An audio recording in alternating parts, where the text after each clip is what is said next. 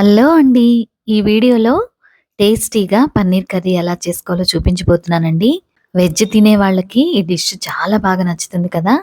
ఈ కర్రీ ఇంకా చపాతీతో తింటే టేస్ట్ అనేది అద్భుతంగా ఉంటుంది.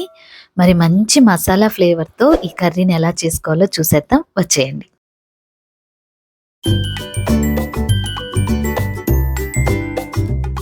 చపాతీలోకి ఏ కర్రీ అయినా కూడా చాలా బావుంటుంది కదండీ! కానీ నాన్ వెజ్ కాకుండా మనకు నాన్ వెజ్ తిన్న ఫీలింగ్ రావాలంటే పన్నీర్ కర్రీ ఒక్కటే దాన్ని రీప్లేస్ చేస్తుందండి. అంత బావుంటుంది.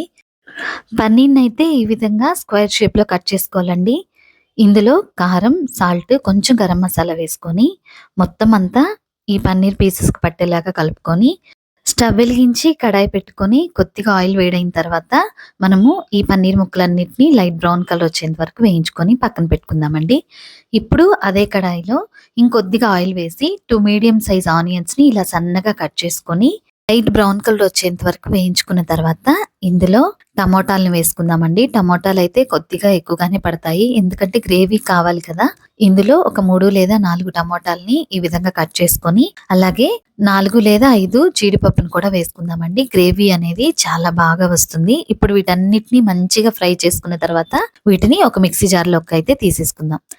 ఈ మసాలా అంతా చల్లారిపోయిన తర్వాత ఇందులో 2 టేబుల్ స్పూన్ పెరుగు, అలాగే కొద్దిగా కొత్తిమీర కూడా వేసి మంచి గ్రేవీ వచ్చేలాగా మిక్సీ పట్టుకొని పక్కన పెట్టుకుందాం.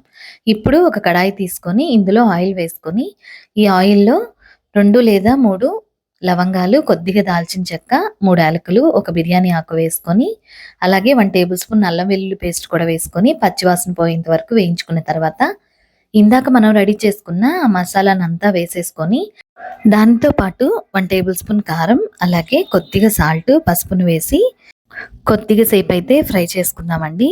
మనము వేసిన ఆయిల్ అనేది కొంచెం పైకొచ్చే వరకు ఫ్రై అయితే చేసుకుందాం. ఇప్పుడు ఇందులోనే కొద్దిగా ధనియాల పొడి, కొద్దిగా గరం మసాలాను కూడా వేసేసి ఒక హాఫ్ గ్లాస్ వాటర్‌ని వేసుకొని కొద్దిగా సేపయితే మూత పెట్టేసి ఫ్రై చేసుకుందామండి. ఎక్కువ వాటర్ అయితే వేసుకోవద్దండి. గ్రేవీ కన్సిస్టెన్సీ కొంచెం థిక్‌గా ఉంటేనే కర్రీ అనేది చాలా టేస్టీగా ఉంటుంది. ఇప్పుడు మూత తీసేసి ఇందాక మనం ఫ్రై చేసుకున్న పన్నీర్ ముక్కలను కూడా వేసి మొత్తం అంతా కలుపుకొని మూత పెట్టేసి ఇంకొద్ది నిమిషాలైతే ఉడికించుకుందామండి.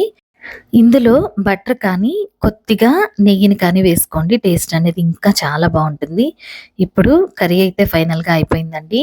లాస్ట్‌లో కొంచెం కరివేపాకు, అలాగే ఇక్కడ నేను కసూరి మేతిని వేస్తున్నానండి. పన్నీర్ కర్రీకి కసూరి మేతి వేస్తేనే కర్రీ అనేది చాలా టేస్టీగా ఉంటుంది.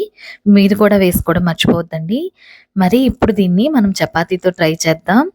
కర్రీ అనేది చాలా టేస్టీగా వచ్చిందండి. చూసారు కదా! మరి మీకు నేను చేసిన రెసిపీ ఎలా అనిపించిందో కామెంట్స్‌లో చెప్పండి. నచ్చినట్లయితే please subscribe to my channel. Thank you for watching.